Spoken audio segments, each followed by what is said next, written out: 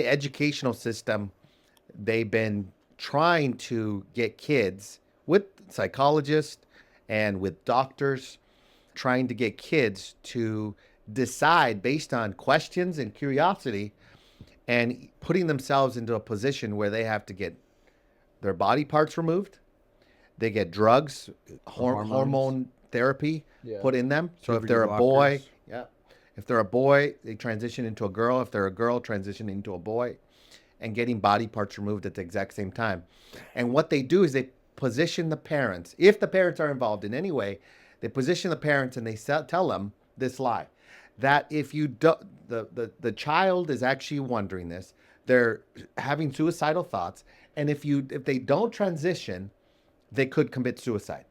So obviously the parent, the dad, feels bad about it. They feel terrible about this whole scenario, and they give permission to have that treatment done, which is really removing their body parts and therapy. It's terrible. It's sad. And so this is a story of Elon Musk having this done to one of his sons. The so-called gender-affirming care, which is a terrible euphemism.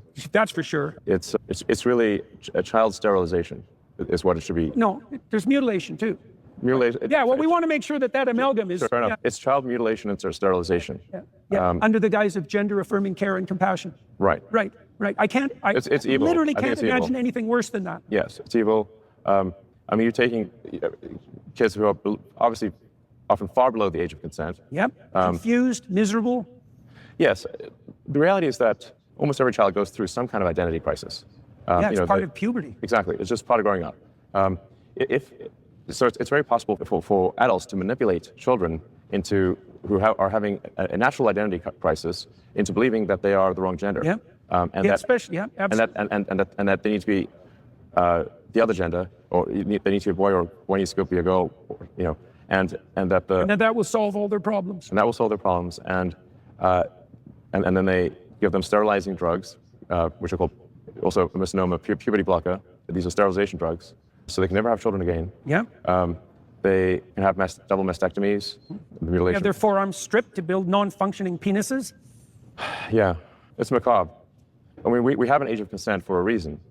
That the reason you can't get, say, tattoos below age 18, or drink, or drive, there are ages at which you can do things, because if we allow children to take permanent actions when they're 10, 12, 14 years old, they will do things that they subsequently greatly regret. Yes, I've interviewed a couple of people who've done exactly that, and it's pretty damn painful. So I think during... Why are you willing to make this an issue, do you think?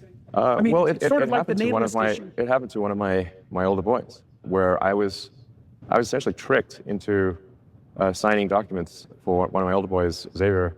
This was before I had really any understanding of what was going on, and we had COVID going on, and so there was a lot of confusion. I was told, Xavier might commit suicide if he... That was a lie right from the outset. No reliable clinician ever believed that. There was never any evidence for that. And also, if there's a higher suicide rate, the reason is because of the underlying depression and anxiety, and not because of the gender dysphoria. And every goddamn clinician knows that too. And they're too cowardly to come out and say it. Right? And so and then we end up in exactly, when I saw that lie start to propagate, it just made the hair on the back of my neck stand up. It's like, I see. So you're telling parents that unless they agree to this radical transformation, that their children are going to die, and you think that's moral, and you think that's true. That is so pathological that it's almost incomprehensible. I can't imagine anything worse.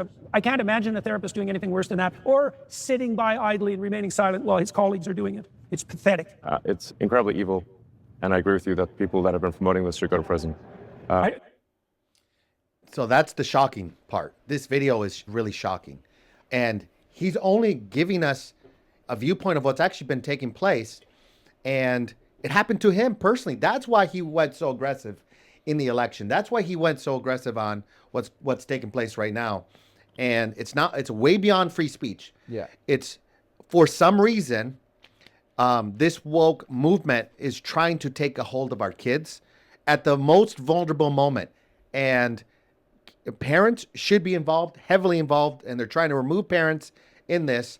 And doctors are involved in this too. Like, what? You're supposed to help people, and you know that this is a terrible situation. kids are so vulnerable at that moment, 13, 14, 15, even 16 years old, where they're questioning and wondering and am I attracted to this? And all those questions that they're dealing with. And the parents should be helping them, guide them into, you're a man, you're a woman, period. Helping them in that direction. That doesn't mean that you actually give them permission to get neutered, or to get their body parts removed, or to get therapy done, hormone therapy. This is terrible. It's one of the craziest things that I'm seeing, and I'm just hoping it gets literally stopped completely, because this is a money thing. This is a money machine here, and psychologists and medical doctors are partnering together for this, and it's one of the craziest things that we're seeing, and I can't believe we're even talking about it. Yeah, and I would say, like, even me, I got 3 boys, and one of them is about to go to school in 2 years, and even thinking about like the stuff that I had to be prepared for growing up in school, it was more just like bullying and that kind of stuff. Now it's like I have to talk to my kids about like, oh, this is homosexuality. This is how you have to deal with this and this worldview and how people are going to talk about this. Like in the next 10 years, all that stuff and the worldviews, like the kids are going to have to be prepared to know what they actually believe in the next 10, 15 years. So then they can go through the school system and all that stuff, and they're confronted with it and they're not confused, because like you're saying, you have to like anywhere from 5 to 18 years old, you always said they're like wet cement. Like anything that is going to be like put on them at that age is like imprinted. So you have to really build their worldview, their identity, their beliefs, and obviously we have it planted in the Word in the Bible. So then they're able to actually go through that season of life without confusion, and you honestly helping them. But yeah, that's what I'd say about that. I mean, just like you were saying, I was about to make that same point about how like if you get a kid in the developmental stage, they're like wet cement.